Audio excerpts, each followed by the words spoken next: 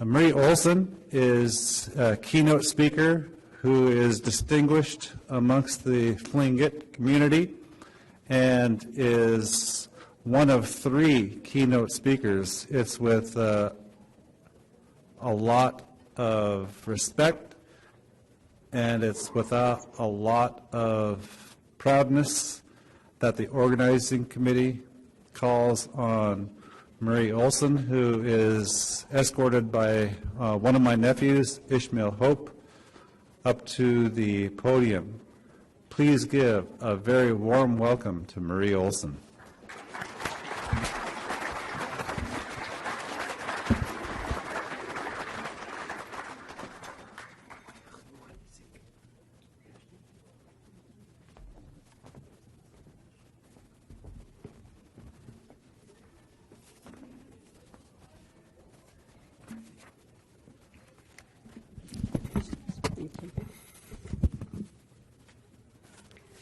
Kaayistaan.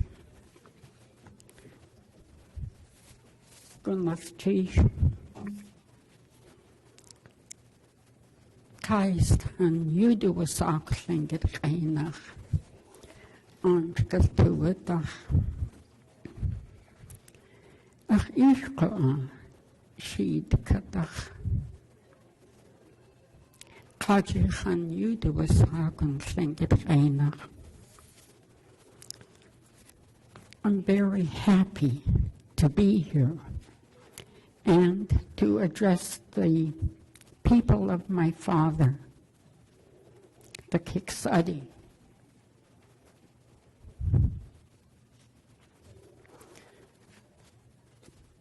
I have to tell you about my mother. My mother is Kaakáak'w, and she comes from Auk Bay. And so does my grandmother, my mother's mother, whose name I carry. It is always an honor for me to come to Sitka because this is where I first grew up and became aware of my culture. Tlingit is my first language. But after living and using the English language, I am sad to say that I am no longer bilingual.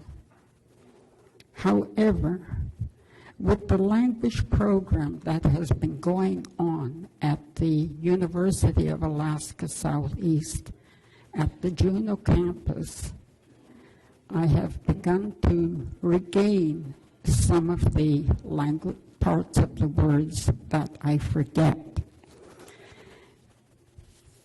I remember the first time that a language program was introduced at the Juneau campus. Catherine Mills from Juneau and her sister, Sue Bellardi, were the teachers. And when I signed up for that class, I thought the room would be crowded. It wasn't. There were 3 of us that took the class, and I still have the notes because the language had already been written by a couple of linguists that lived in Angoon and put my language into written form that allowed me to read and also allowed me to learn how to write it.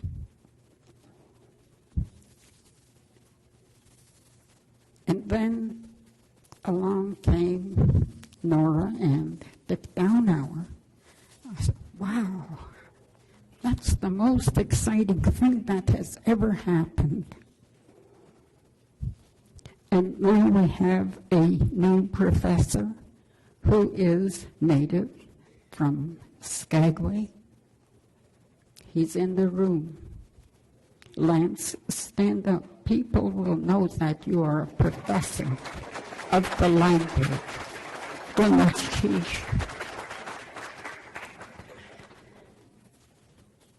So the culture is not only being taught through the language, but the culture, the history of the most honorable people. I know we've been recorded as being fierce and warriors, but it hasn't always been that way. That's the way they saw us. And I'm delighted to know that our culture is being taught through a program where the students are learning Tlingit oratory. It's not an easy job to learn Tlingit oratory. And some of the young men are like me. They're kiks adi yadi, and they're doing a fantastic job of teaching the culture besides the dance, the music, and even inventing different ways of celebrating the culture through a drum routine that is exciting, because it not only are the young people doing the drum routine, they invite the audience to join them, and they can.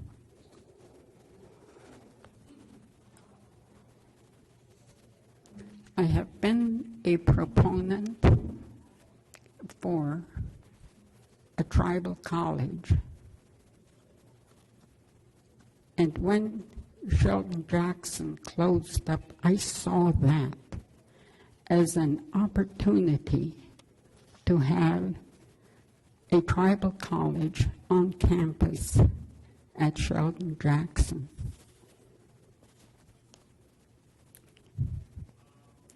And the young man and I that worked on it, and that was Andy Hope III. We were pretty excited about that. Really, the opportunity was there, but I don't think we were ready. But what is happening on campus in Juneau, to me, is addressing what we were talking about. Tlingit, Haida, Tsimshian, Tribal College. It's still in the future. I know it is, as long as I am alive. And my friend and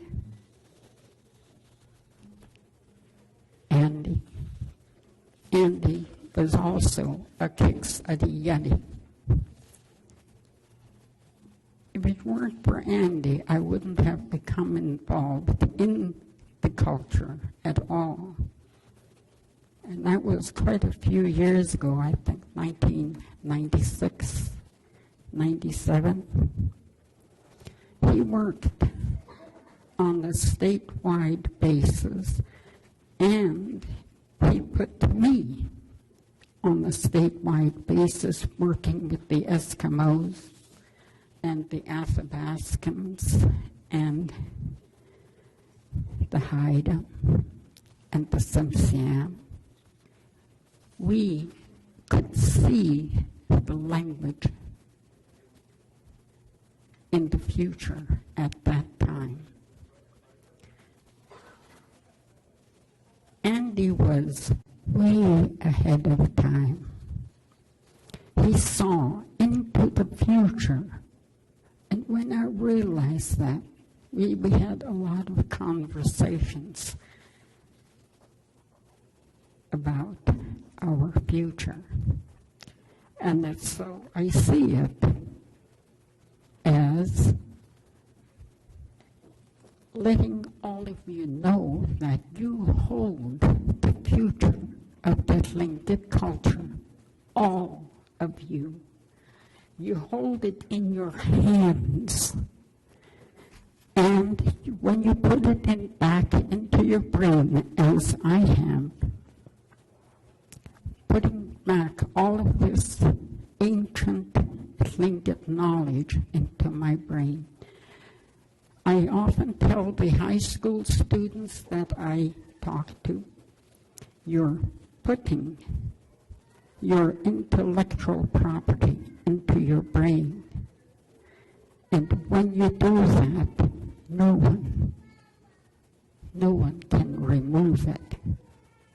That is you.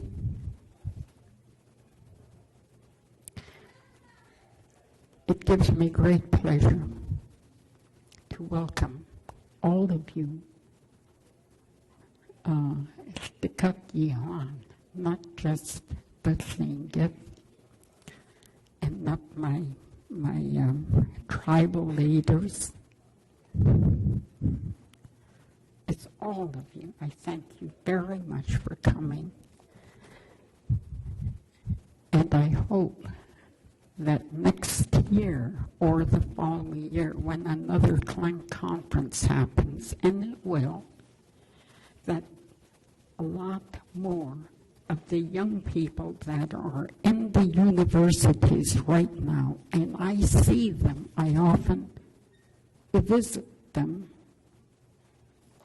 and I see some of them here too, who I call my grandson because his father is Wushkitan. That young man is learning the culture very quickly.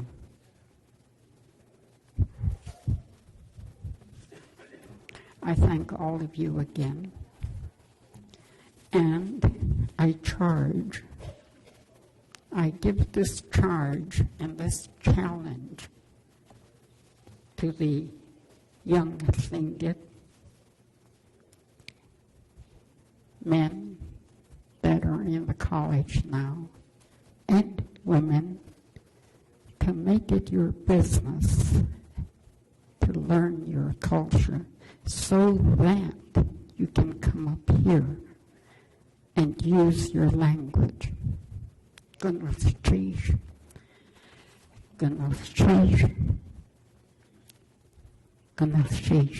Yea away.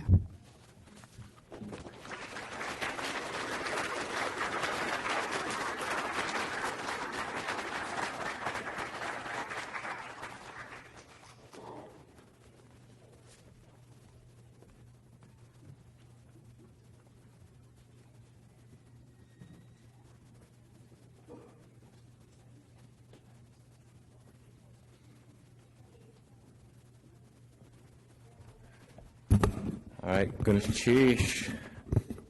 Adeyuv Tamgi Sik Kaayistaan. My Uncle Jerry had to make a quick errand, so he asked me to introduce our next speaker and also thank our last speaker. These two people, whew, boy, they're really like grandparents to me. They really are grandparents to me. Kaayistaan, Marie Olson from the Wushkitan, Kaakáak'w, and Cyril George, Kaakáak'w from the Deshitan, and Kaakáak'w from Angun. They've just been these older people that hold young people in their hearts. And we're some of our very, very special people who come out of the thought world of the Tlingit ways of being and knowing. And so that they've held us in their hearts. Now, it's our turn to hold them in our hearts. and listen to the things that they've shared. Some of the stories I've heard from Marie are something like growing up and being trained by a mother in Tlingit Tundatani, being put into seclusion at the time of her enrichment when you're becoming a woman by her mother, being trained that way. Cyril being trained by people of his clan, also trained, as he was talking earlier, he didn't have some of his maternal uncles around all the time, so he was also trained by his father, trained in the thought world of Tlingit. So I've heard these stories, so I really want folks to find time to just really sit down and spend time with them. Marie knows these stories about growing up. She knows stories about being a labor activist. She knows stories about working with the Alaska Native Brotherhood and Sisterhood. And she knows the Duk'ut strongman story. She tells it beautifully, just beautifully. She knows the Salmon Boy story, Raven stories. She said that her mom made Raven a little rat, that it was a way to tell the story, and the Kushtaka story. And Cyril tells the cannibal giant story, Kaakáak'w. He tells Al-Tatsin, the Kiksadi Salmon Boy story. He tells the Deshitan migration story. So they have that thought world of Tlingit. And I just wanted to take that moment to share just complete appreciation for these wonderful tradition bearers. And also, if I could, just to thank as well, it was very special to watch this clan ceremony. It's very special to see all of you, and just a gift and a joy to be working on this clan conference, to be working with you and to be learning with you. And so now I'd like to ask Kaakáak'w, and I know he has a few other Tlingit names as well that I momentarily forgot. But I'll ask Cyril George to come up. Gumtish.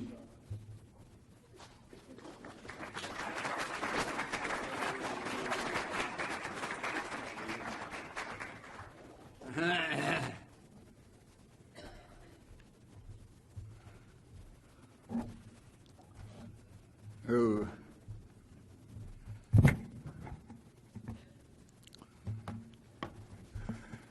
gonna choose?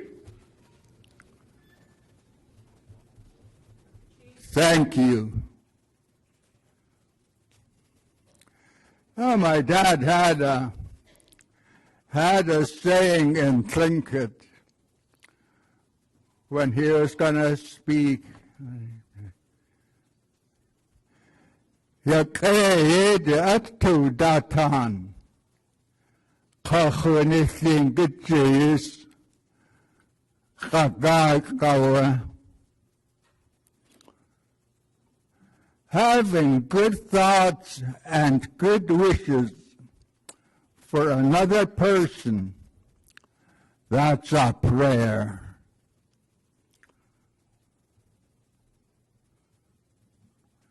I've got a little story I want to share with you before this little boy one morning here, full of the devil, jumping around in a kitchen. His mom told him, "You better behave. You better behave. Be good. Be good now." Little boy, "I'll be good for 10 cents. I'll be good for 10 cents. His mom said, "Why don't you be good for nothing like your dad?"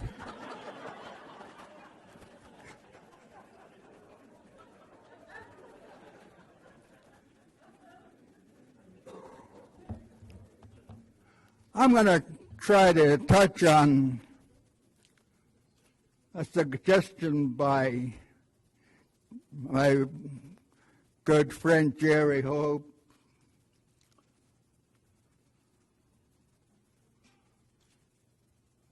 what we'd like to do in the future for our young ones. I told him a little story. It's a love story.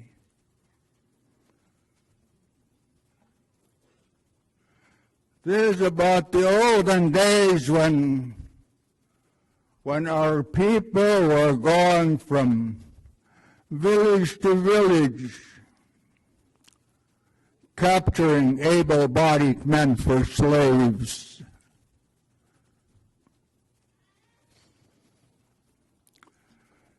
In this one battle, the canoe was being pushed off the beach. This young man, he was hiding in the bushes there. He was safe. He got away. As the canoe started to leave, he heard his child's cry. He recognized that child's cry. Young man came walking out of the woods to be taken slave for the love of a child. So I think this is something that is born into all of us.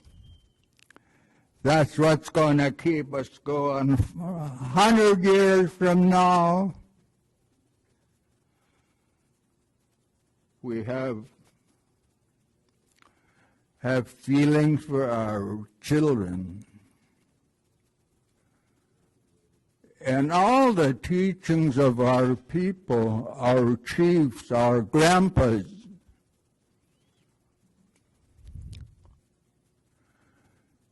they taught us everything has a spirit. The fish in the sea, animals in the woods,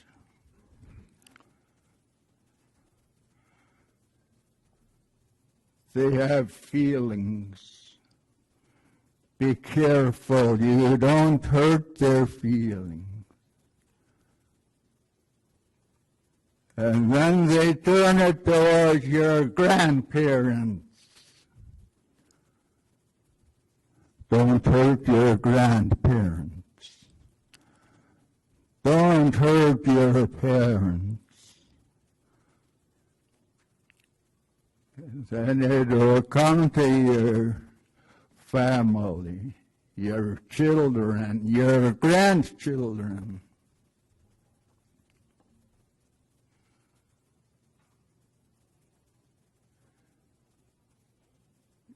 It's good to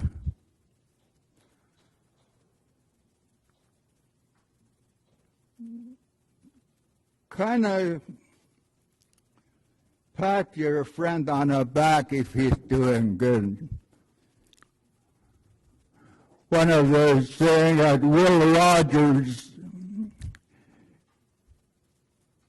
he said, a pat on the back never hurt anybody.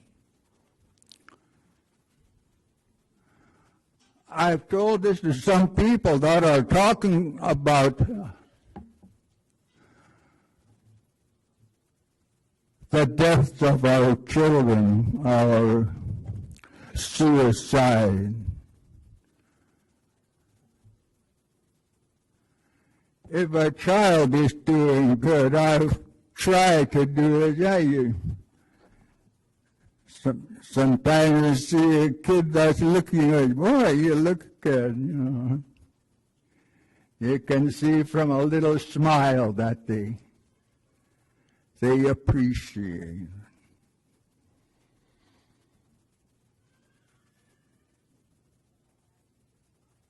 One of the things that kind of hits me right here. I've been asked to speak at the universities in Juneau, talking about our culture, our language, our way of doing things.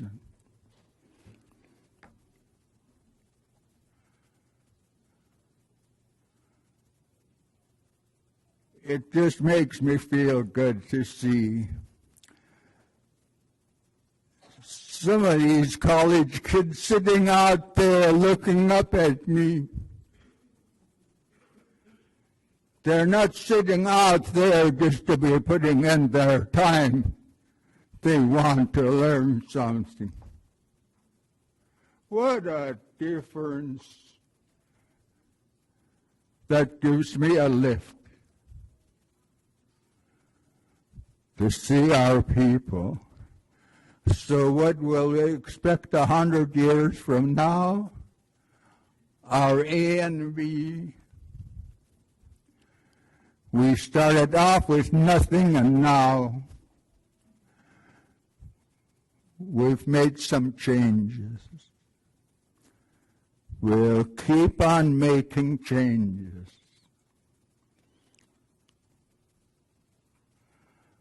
I'm always thankful for the time I spent in Sitka.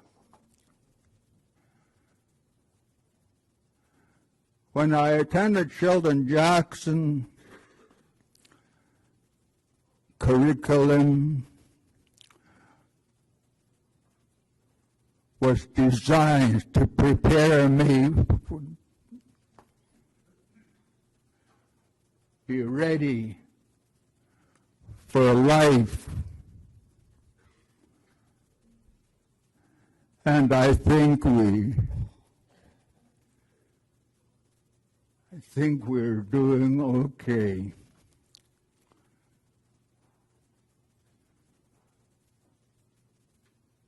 I'm happy to be invited to share some of my thoughts. You know, our people had different ways of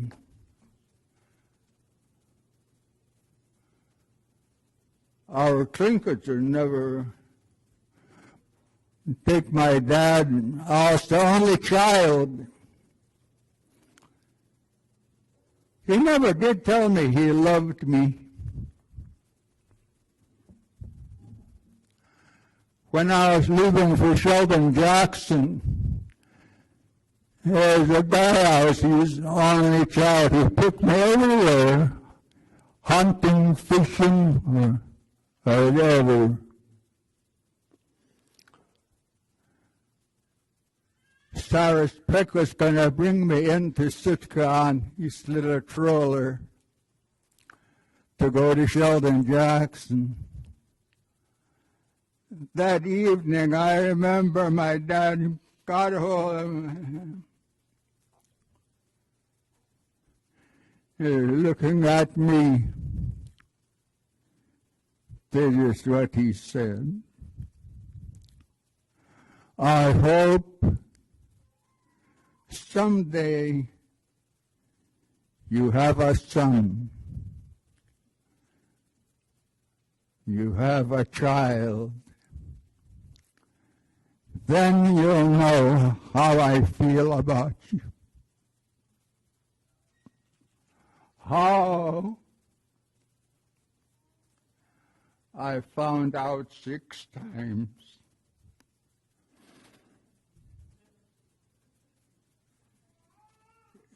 It's good to be in Sitka.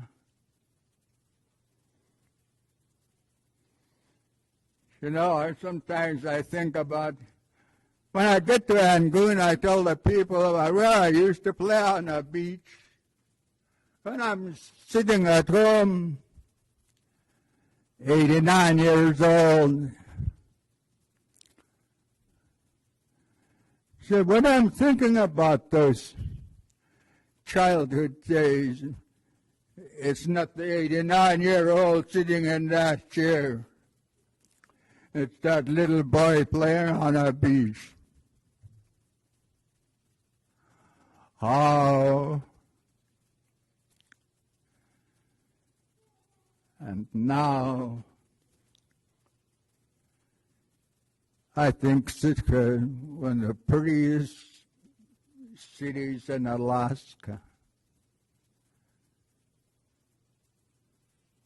We're lucky we had people that had foresight.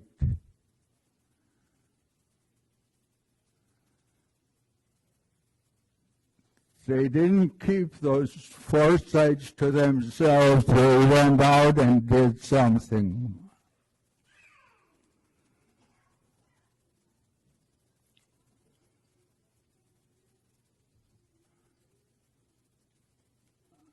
I tell people it was my luck that I was born in 1922. I got to work with Andrew Hope, Frank Price, David Price, George Howard. Pete Simpson taught me how to build boats. And how they would talk to us. Some of these people never spoke to us as little kids, but they talked about serious things. Showing us how to even to take care of your tools that you're going to use for building.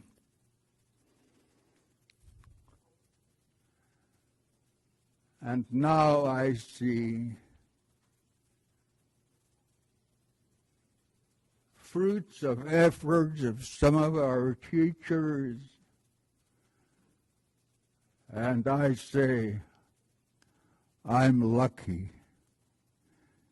It was good seeing all of you. Thank you.